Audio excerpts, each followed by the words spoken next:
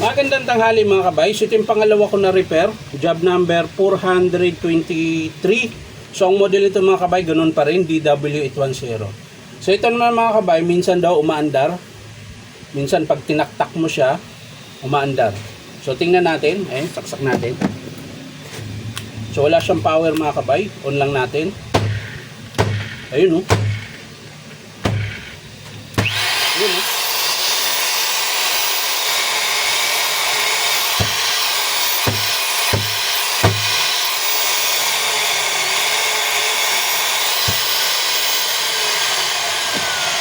So gumana na siya mga kabay, na namamatay. Pero pag ganyan kasi, lost connection yan mga kabay. So hanapin natin. Baka minor lang naman. So ihinang na lang natin kung sakaling putol yung wire nito mga kabay. Ayun, mahaba pa yung kanyang carbon.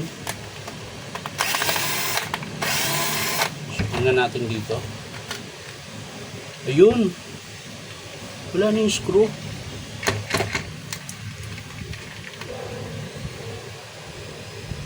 Yung screw na wala. Baka pumasok sa loob.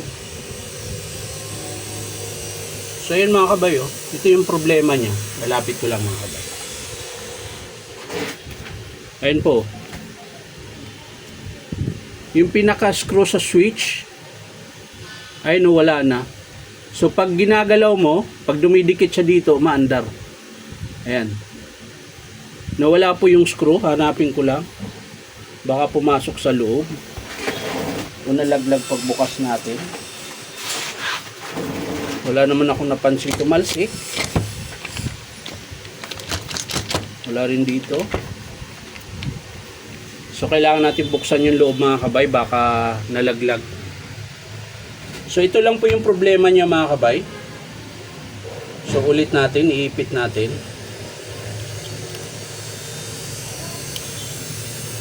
Ayan. Tingnan natin ulit. Umaandar siya. Ayan.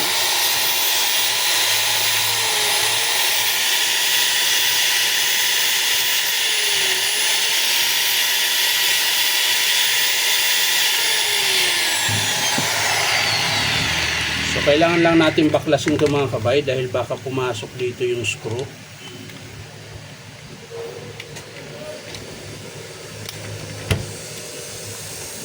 So ulitin ko mga kabay, sa mga gusto magpa-repair, punta lang kayo dito sa Powerman Hardware, 530 T. Alonso, Santa Cruz, Manila. Bukas po kami Lunes hanggang Sabado.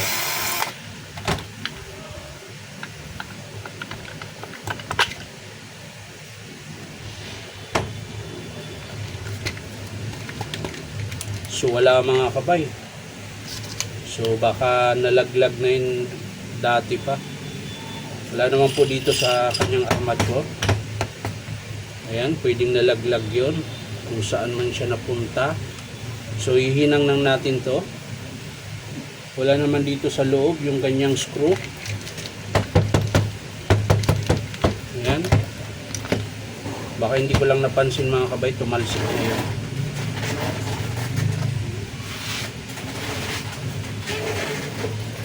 Wala. So hihinang na lang natin to mga kabay para makatipid yung customer sa bayarin. So ang babayaran lang niya nito mga kabay ay labor lang po, kasi gawa po nung hihinangin na lang natin, kasi yung kanyang terminal, ayan, yung terminal po ng switch naputol na. So kahit i-screw natin yan, pwede pa rin siyang makalas. So ihinang na lang natin. Saka na lang siya magpalit pag sira na talaga yung kanyang switch.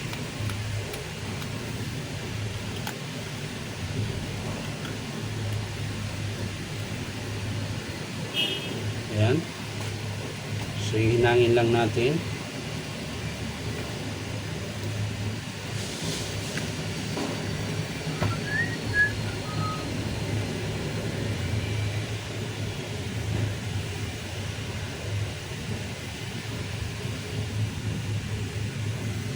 Ay dumikit mga kabay.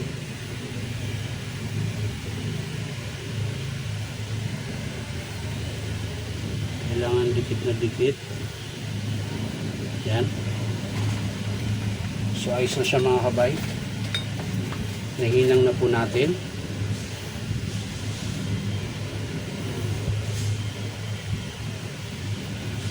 Kita lang natin, nagalaw mga kabay. Yan. Hindi pa pala siya malamig. Yan.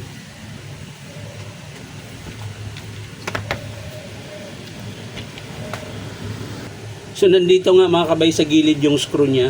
So kailangan natin itong makalas. Buti sinilip ko ng maigi mga kabay.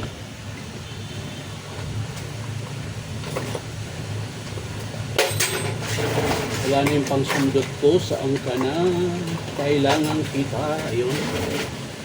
So buti na lang nung tinesting ko mga kabay, hindi siya hindi natanggal.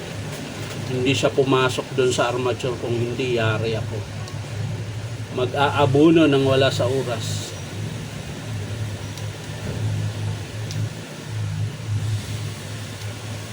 Uy, makalas ka na, na. Yun oh. Ito po yung screw na nakalas mga kabay. Ayan. Halos maputol na rin siya mga kabay. Ayan, konti na lang. So, buti na lang tsinaga akong sisilipin. So, pwede natin to isalpak mga kabay. Kunin lang natin yung sleeve. Ayan. Ay pa lumabas. Nahiya. So, okay naman yung bearing niya mga kabay. Walang problema. Tapos, lagay natin yung baffle.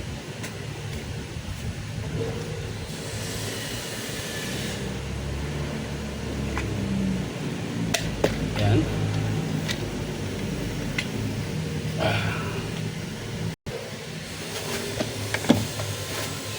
So, ayan, salpak na natin to.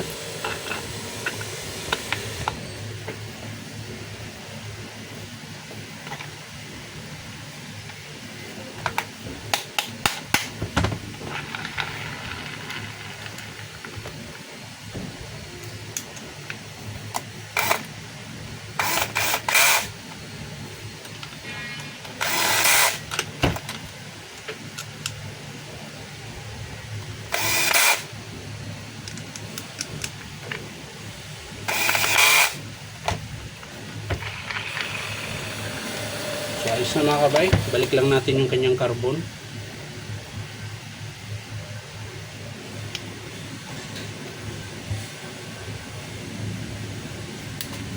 Tapos, bago natin isara, kailangan testing muna natin. Ayan. Testing natin mga kabay.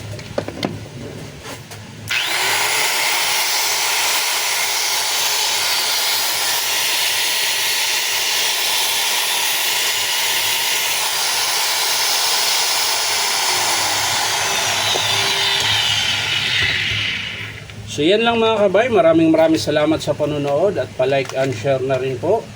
At syempre po mga kabay, baka pwede makahingi sa inyo ng isang subscribe dito po sa aking YouTube account na Inom Tabay. So maraming salamat mga kabay, hanggang sa muli, bye bye!